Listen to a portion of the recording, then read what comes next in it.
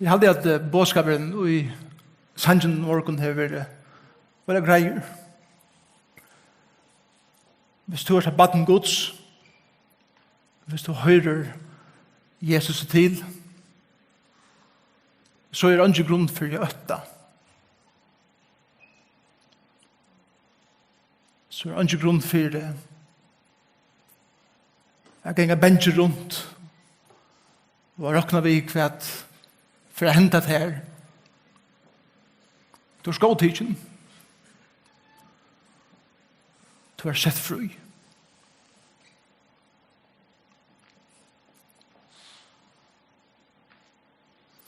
Veldig ofte fyrir at skilja til og at bygja til. Så må noen ting i livet tegas borster. Til som tar i man skal bygja en ny bygning og en gamle steg. Alt det som står her i året må velja rensas borster. Vi hver skal det sprøntjas nyer for at bulldoser kunne komme inn og rensa til området ordentlig, og man begynner at bygja opp etter en nødjan bygning. Det kjenner vi det vel til. Akkurat det samme i livet. Vi får så godt å vite om hva det betyr å fylles vi herren. Men jeg tror at bulldoser ofte ikke kommer inn og rydder alltid borster. Så sast nybygningen ikke ordentlig vel. Og i åruden av øtlen hinnen. Og tog her vi bruk for som einstaklingar og som sankoma vi først at komme inn vid bulldoseren og rudda. Vi først skal det sprøntjast vekk. Forskjellig som har sett seg så fast i livet som er så ringt at det blir evig etter. Og jeg hadde til akkurat det som Prædikarin gjør og hever gjørst i jøkken hese her kapitlene. Han hever sprangt okken i luftene. Og han kommet inn vid bulldoseren, og han hever rønt rydde ut alle den gamle livsstilen som vi drøyna at livet under solene. Som vi halta for å være svære til nekve at høy som for å gjøre okken et godt liv. Og han har nevnt ett ting etter andre, hva han peker av at lyga mye hva det røyner under solene. Og i egnar kraft at vinna til mening til livet, til fer at skuffa, til fer at svitja. Men nybyggningen hettar er få egen i oppfyre at handan solene er ein som gjever okkon mening inn i livet under solene. Og at livet som et liv under solene, som Prædikarin skal for fafungt av livet, korsene kan livas da en stygan hatt. Ja, det er frier.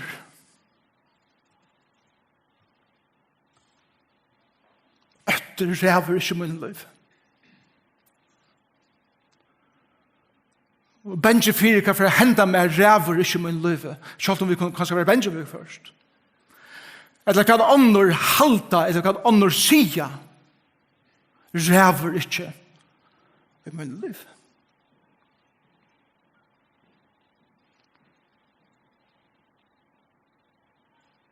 Ikke nevna noen ting, og det er hva det tøyene vi er færre. Bare nevna noen helt få ting som hva det betyr. Vi har hørt det sånn ikke til å er seg badengods, til å er setter frier. Her tar vi ikke øttast langer.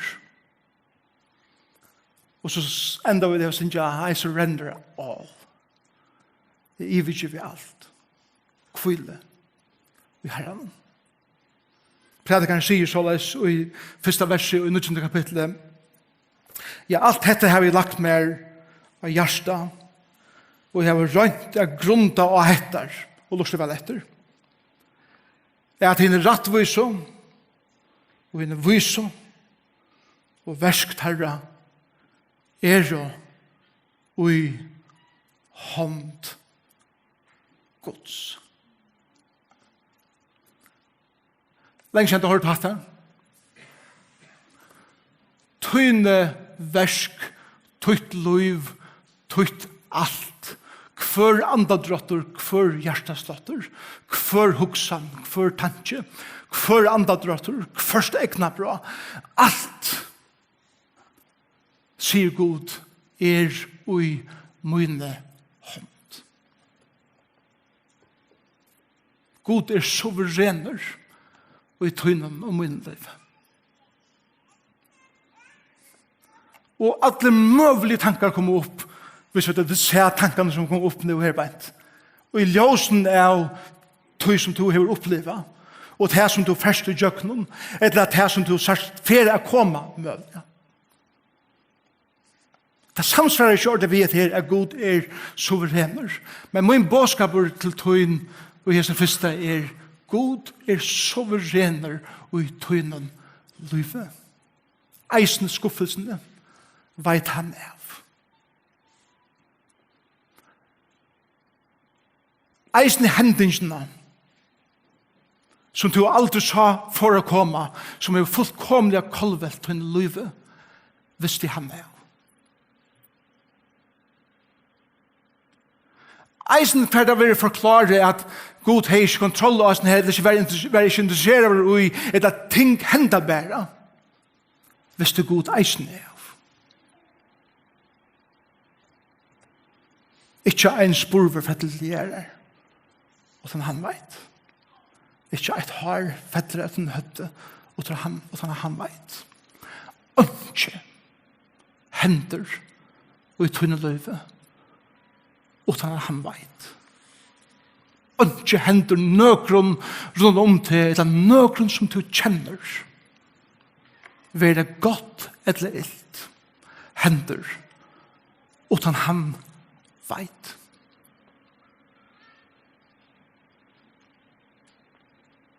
Ringte Svaljan. Og i ljósen av at God gåver. God kærlagsfotler. God allmåttover. Og alt det som protesterer og mer og ter, tar jeg sier hatt der. Og i ljósen av tog som to og jeg har opplevd løven. Sier God stadigvæk. Jeg suverener. Og i ødlom kontrasten av tog løven hender ikke der. Godt eller litt. Og sånn han vet. Og han interesserer seg. Djupt. For det her. Eisen til det unge mening gjør. Ta god her. Og han får lyse det i disse versene. Først karlaika eller hater, sier han. Ta kontrasteren. De mest karlagsfulle tingene var god, men eisen de mest hatersfulle tingene var god.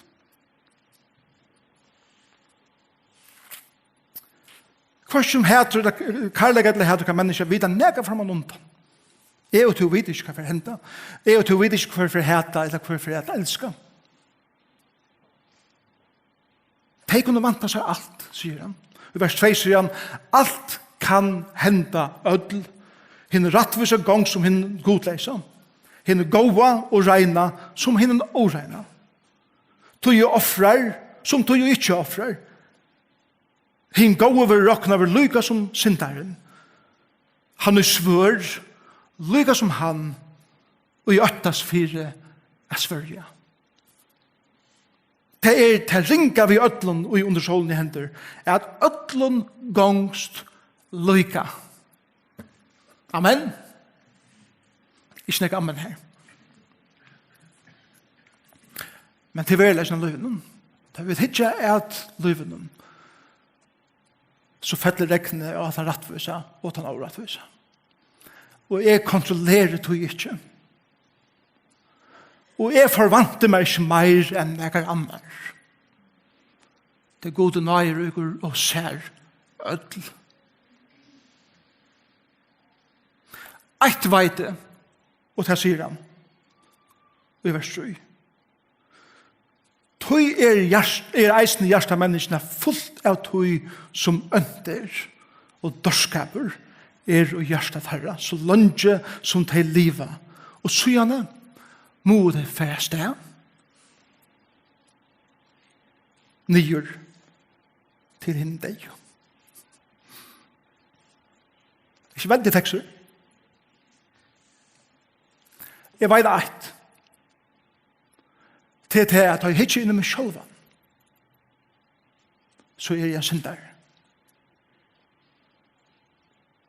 Ta jeg ikke inne med sjølva så må jeg stedfeste at deien for å reka med. Det noe som 100% for jokken ødel, statistisk. Deien reker jokken ødel. Utan så er Jesus som retter og teker jokken heim og er ved dødja. 100%. Men ikke bare til at dorskaper i hjärsta menneska. Og dorskaper det samme som sinnessjuka i menneska hjärtan og sinnen. Og ta jeg ikke at mine liv først, og okkar liv, og ikke at det er heime, så det sinnessjukt nekva tog som kan gå fyre seg heime.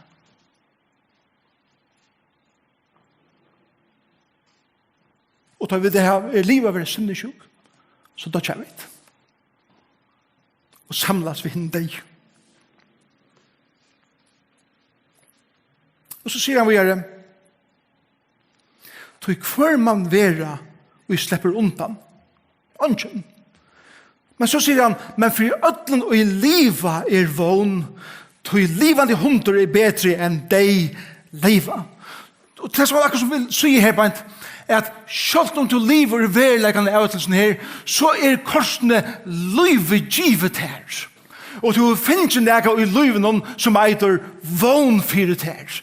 Ta du innsarsk for du erst. Ta du djevel i under at god suverener i din livet. Så skapes en vån i din livet som sier, ja, men det gjør meg møveleikene at velge at livet fullkomlig underskjøver Guds suverenitet og eisende at være åpen og ærlig om at i mer finnes synd og dårskaper.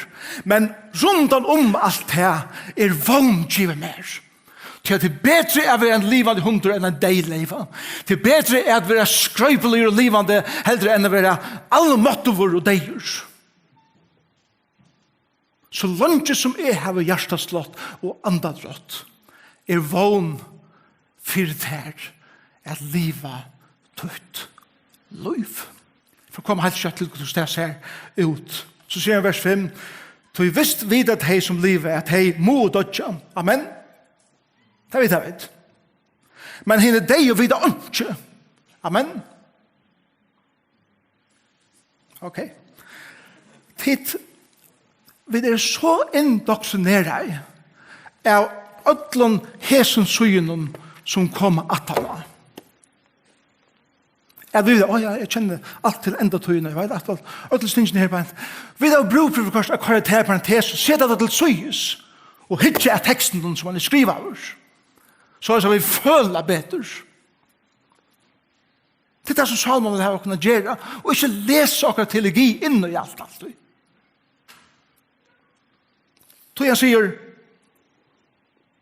de har unga løn mer at vanta seg under solene. Så minnet har vært strika borstor under solene. Begge karlaga tarra og hætre tarra og øven tarra lengt siden utevi tarra deg. Og de har jo alle æver unga past i øtlentøy som under solene hender. Så langt som til liver vån fire, hvordan til liver til liv. Og bådskapen liv til liv undergiven Guds suverenitet. Til for det djevast at øttast. Til for det djevast at stura. Og til for det lyda og at lyga mykje hva kommer av mine lei. Så veit God det.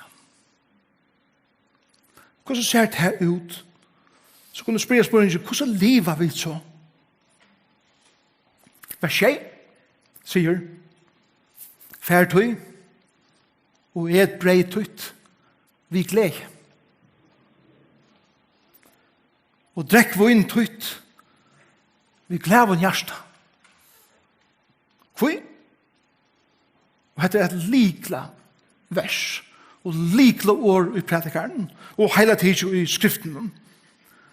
Det god hever lengt siden godkjent til vi tog gjerst.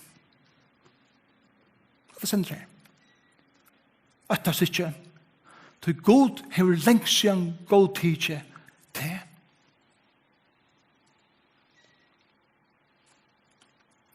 Før Grimbra sier så leis, anna kvart tid nu, tog nu eta eller drekka, eller kvært tid så gjerra alt gode til lurt. Livet tog jo øtta for hva underhold om det.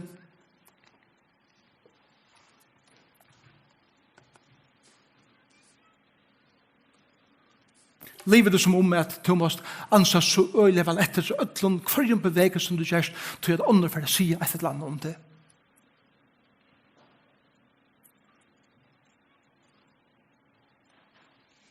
God til god tyst.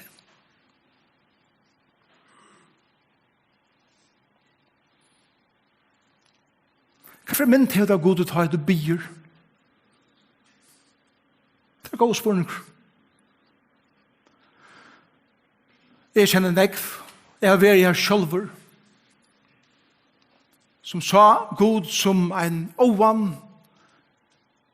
kvitt skjeggutan, abba, lengaba, oldraba, eller et eller annet, som stod her vid en stave, klarer å slå, så kjøtt som vi gjør det et eller annet, som ikke var etter tog som undersøtte, at jeg skulle gjøre, eller ikke gjøre. Klarer å bleke eld etter der. Klarer å vi peisefingeren å kritisere hva tanker som du hever. Er du her? Så er du god så veis. Er du kommet til Jesus Kristus og har givet et liv til han og har sett hva han har gjort for til av krossen og stadigvæk øttast er god for at slå det. Han som har tidset domen opp av Golgata 3 og har gold i alle heimsens synd. Og du har bakt det for hånden og hele anden tidset sin bostad og i ter gonger tur rundt og har en mende god at han får slå det. Salomon sier god har lengst siden god tidset til som et menneske. Du har god teaching, kære bror. Du har god teaching, kære syster. God har sagt ja til tøyen. God har sagt ja til det som du gjørst og i hans navn. Liv. Njøt livet. Njøt maten. Njøt drekka. Njøt det som du hever finnes jo i din liv. Liv til fullnær.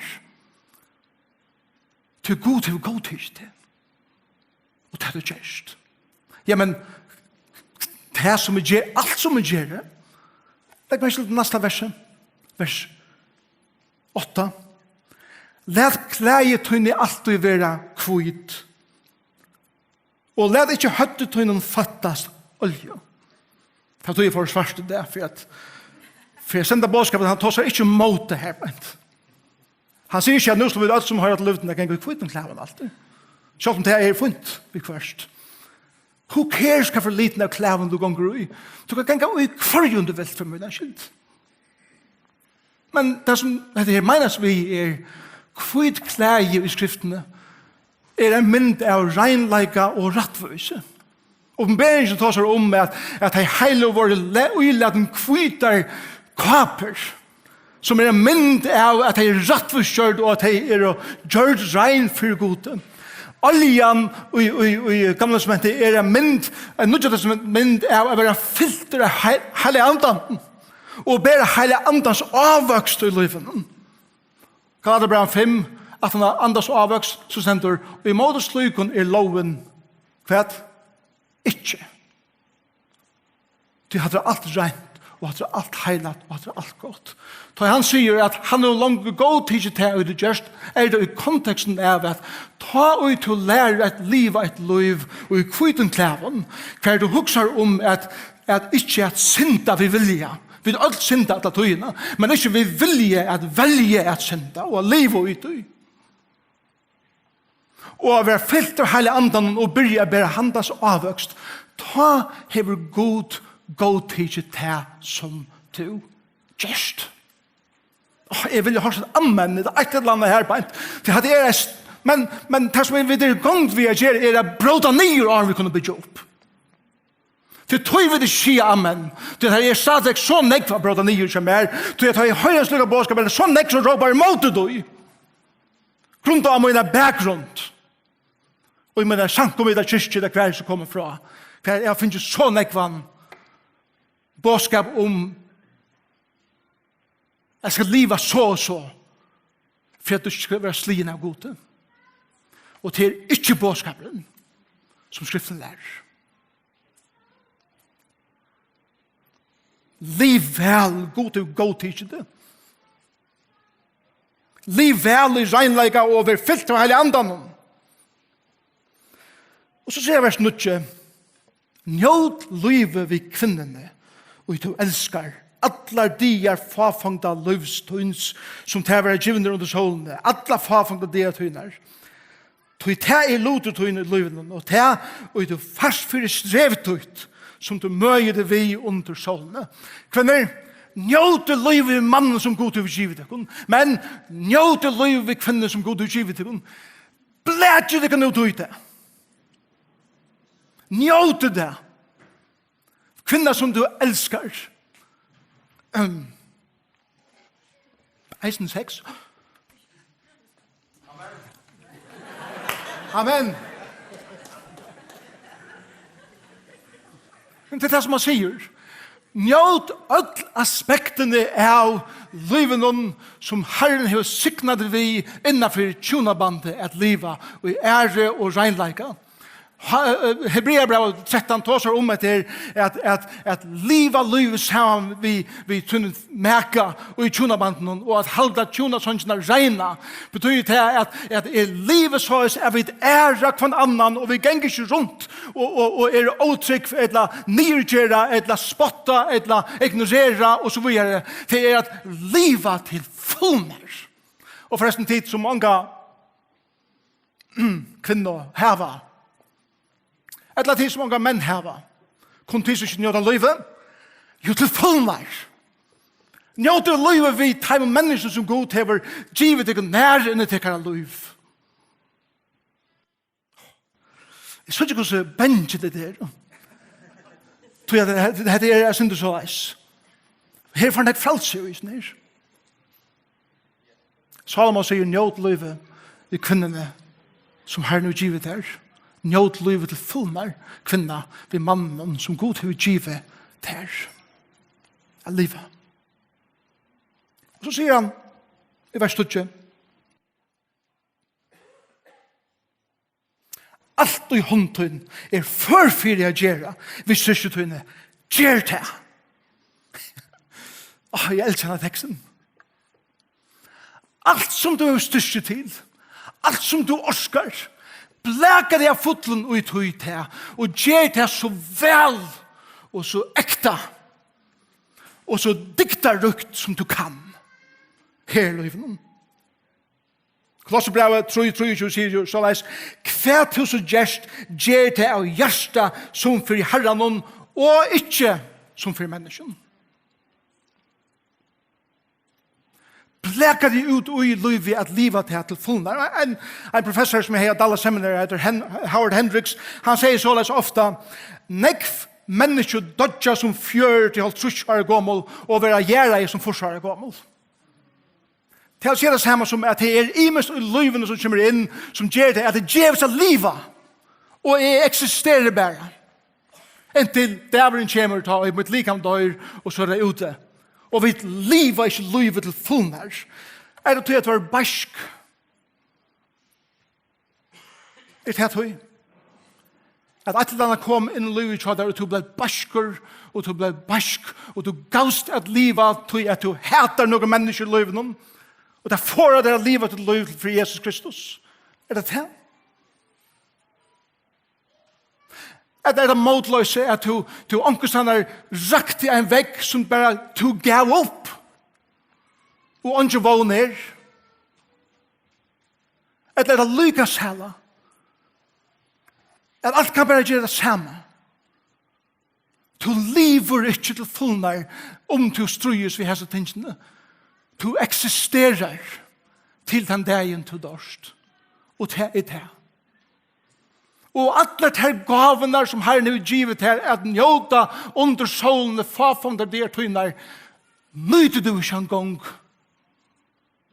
og lever ikke til fullnar. Liv! Bleka deg ut av livet. Filter og heilig andan om. Oppsetter livet i regnleika, og i kvidum klæven. Oppsetter vi at ære Herre Jesus som døye for til av krossen og som reis oppader. Det som du gjørst, lykke mye hva det så da fylte vi andan om, gjør det av fotlen hjärsta. Blæka det av fotlen nøyte. Gjør det til alla energi. Offra det. At liva livet, falseslivet som Herren hever, giv i okken, at liva Jim Elliot, som var en av 5 trobarns var driven i Ecuador, han sier så leis, hver til så en først, vær her allur som du erst. Og det gjør det han, og han gav sitt liv for det. For han vil ikke være en som bare eksisterer. Han levde inn i deg. Og var tidsen heim til Herren, fullt aktiver. Ingen passiviteter, ingen reaksjon, men fullt aktiver og proaktiver i livet. Det er livet sammen med Jesus. Det er kristne livet. Og hvis vi hadde alt livet til livet, så er samkommet vokse og ikke minka. Og livet som mennesken hadde hukt inn i tøyt liv og sagt, hver først du heter fra at livet til fullnær, og at djeva det inn i det som du gjerst. Og Sverige, tog jeg at jeg trykker vi en som risen opp fra henne deg. Og han har givet meg liv, og han har givet meg frelse, han har tidlig 18 fra meg, og kan andre halda. Og han har givet noen folk inn i mitt liv, at hjelpa meg å livet rett, ta og gi sinte og trekke skreft, og vi syner det, som vi ødel gjør det. Men så reiser seg atter, og livet vi gjør det, for Herre Jesus Kristus. Hvordan ser det ut? Det er min endavisen her, at livet, det som jeg kaller for rydgjøst livet, eller til livet som Jesus tar seg om i fjellarbredikene, at livet i rydgjøst hans er fyllt av hele andan om ærende Jesus, og i kviten klæven til styrke og ære for han. Ser så løs ut. Liv utan skuldakjensler. Til at du har skåtidgen.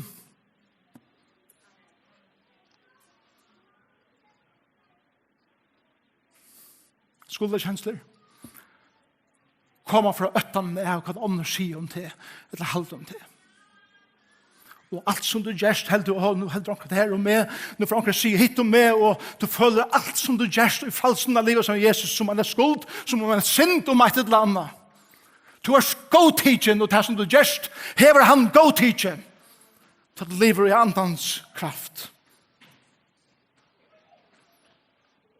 Nummer 3, liv utan fordommer.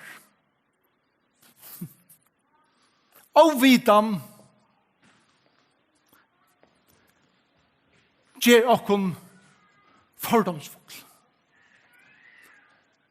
Mine fordommer er så mange brottene her, til jeg har fordommer om folk, det som jeg har hørt andre si om deg, tar jeg så hitte deg, så er jeg fullkomlig ivrasket over til at alt, det som alle andre har sagt om henne personen, passer ikke. Og det gjør jeg falsk. Vi er ikke fordommer. Vi først eier vi at huksa, men vi er ikke genga rundt og ha fordommer mot hverandre. Kjevst vi tog. Til det tunne trælabånd som gjør det så leis. Og ikke frelse i Kristus. Liv utan fordommer til at du er frikjenter og Jesus er navnet. Nummer 3 er dette. Liv i større glede. Gled deg om å vakne om morgenen. Gled deg ferdig til arbeids. Gled deg i alle tog som du gjør, som jeg sier, være uten arbeid, uten fritøy, uten sosialtøy, uten familie, være uten merke, uten vinen, uten tjeneste, kjønne deg møtet litt, konserter litt, ferie litt, hobby litt, lykke mye hva det gled deg ut deg. Og let det være livet at du kjennes av en glede. Det betyr ikke at du er græter. Det betyr helst at du kan en kalket smilje av anledning, men under streimer dette, at det gleder som livet. Så Herren du giver meg at livet til fullnær for seg. Nummer 4. Liv halgaver gode og tunne meka. Liv halgaver gode. Er du i ødlen som du gjerst, hukser du, hvordan kan jeg i det ære god? Hvordan kan jeg i det livet så at Guds navn vil litt opp? Hvordan kan jeg livet så at de mennesker som har nu givet mer nær og lomme, kan jeg være vidt til at ære deg og lytte deg opp heldre enn at du ikke den gjør? Liv så leis. Så gjerne, liv fullt aktiver og fullt involverer vår livet. Amen. Livet til fullnær. Gå og kære, elsker og prøver og søstre som hører Jesus til. Blæker det ut i det som du føler fantastisk for det jeg gjør. Gjør det arbeid vel. Gjør det hobby vel. Hev tunne vinabånd og familiebånd. Hakst av dagskroner så at du virkelig gjør det. Ikke være en person som bare alle tøyene atterhaldende og skeptisk og kritiserende. Blæker det ut i at livet til fullnær.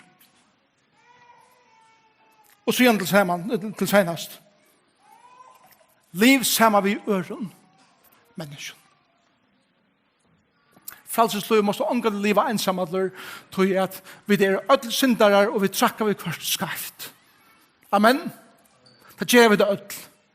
Ta det så området her folk og i tøyn løyve som ikke bare løyga som til, men eisen kontraster av det her, som til løyver å komme inn til et løyve og sier, jeg hadde dette her, hva som du sier her, eller som du gjør det, eller så vi ansallyga etter sånn her. Så vi får visdom fra øren at livet kan lytte, og ikke vi lansjer å gjøre. Det vi her at i livet mot liv så som vi øren, at Herren vil dørda gjørder og i tøy som vi gjør. Til tog jeg sier at det er så nek som har brått oss nyer og vi kunne bytja oppat. Kanskje flere her i det som har en helt æra lystfilosofi enn jeg har. Ta det kommer til at disse tingene her beint. Kanskje du har oppvaksen vi og enn strys vi heter at nei, jeg må ikke. At Thomas Hansen etter. Hatta burde du ikke. Nå burde du huske om og så videre. Og alt blir tonene av øtta og atterhalde og øtlens tingene her at livet blir i en lyttlare boble hver du nesten ikke tårer bevega det til du er så benjefyrir hva ånder må forhalde om det. Skuldakjensler, roa til livet. Skuldakjensler om hvers bevegelse, hva du eter, hva du drekker, hva du færs, hvordan du ullaten, hvordan du sørst ut, hvordan du uttrykker det, og så videre. Og du ganger alle tynne og anser etter, og du ender som en landsjauer personer som nesten ikke færs, gynnsje.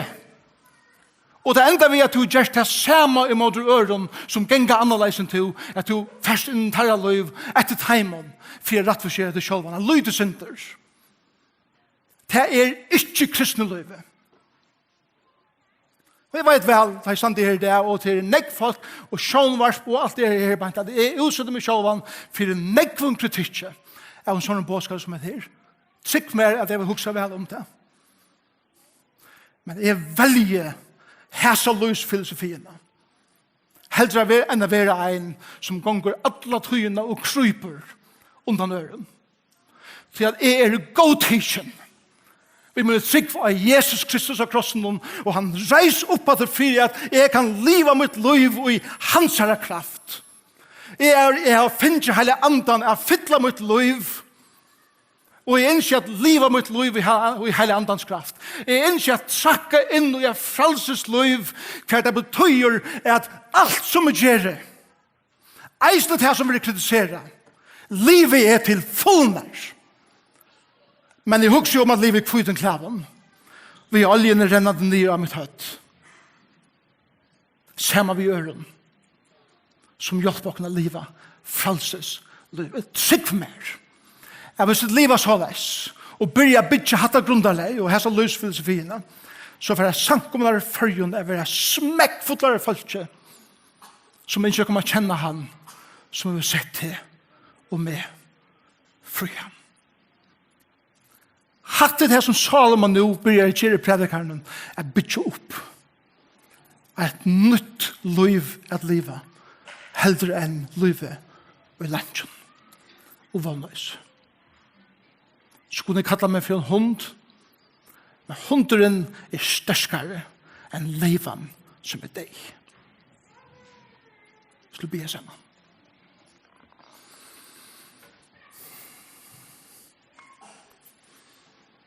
Takk skal jeg for midt i gamle testament. Midt i øtler rådjen av Prædikarin. Så kommer du nyer, og du åpner seg lukene, du skyner nyer i livet under solene. Og du sier, så langt som du lever, er det vågnfyrt her. Og du bestemmer hvordan du reiser deg og lever til livet som jeg har givet her. Takk Herre Jesus for at du er fullkomlig suverener, og at ikke hender mer, godt eller ringt, utan at du varst. Og du kan komme til tog inn i ødelen. Takk for at du viser meg at jeg er en sinnessjuker syndare som du døyer for krossen. Og det pryser deg for. Og takk for at du sier mitt i gamle testament, livet til fullnær, til god til godkjent, til og til gjerst. Til du er til kviten klæven, og filter vi hele andan, ærende mennesker om det, og ikke bensje for hva mennesker halda eller sier om det. Men det som du sier, er det som teller. Og du har sagt at du er skåtøyen grunnet av trunna av det som hendte av Golgata kross. Takk for at vi kunne synge en sangen krossfester for meg. Det er det sannleggen. Jeg har kunne leve en sånn nødvendig løsfilosofiene i frelse. Vi ber her om at du vil nema vi livet til omkron her i det som er strøst vi fordommer og øtta om hvor du erst og hva det får til å gjøre. Må det være vente høyt i det og omskift vi heter. At domerne tidsen av Golgata kross. Og jeg finner ikke hele andan at livet er livet. Og har jeg gjort meg resten av min livet. Lyga mykje hva det er vi bjøa over til at lottega ui eller få i høve at vi er en pastor av at vi er med at gjøre meg til fullnær og skyna som er ljøsfyr til her. Vi er til å myskast og kroken i sin heime eller vi er til å ljøsast støven. Hjelper Herre at livet til fullnær som tutt salt og som tutt ljøs her. Be Herre om at du vil være så samkommende. At du vil være vi okken. At du vil leie okken. Stig for stig. Og i Jesus navn. Amen. Amen. Sjåan det har forbønn. Om det er nekker som ikke er byen for dem. Så er det folk her etter som stander klar at jeg må det der. Og det har vi kvannsund der og vi ikke bjør der. Er velkomna til en samtale eller være byen for. Har en sikten dekken, har en verveid dekken, og har en leset anlitt lyse i dekken, og være dekken naiver. Har en litt i asjen sønn i dekken, og djeve dekken sønn fri. Amen.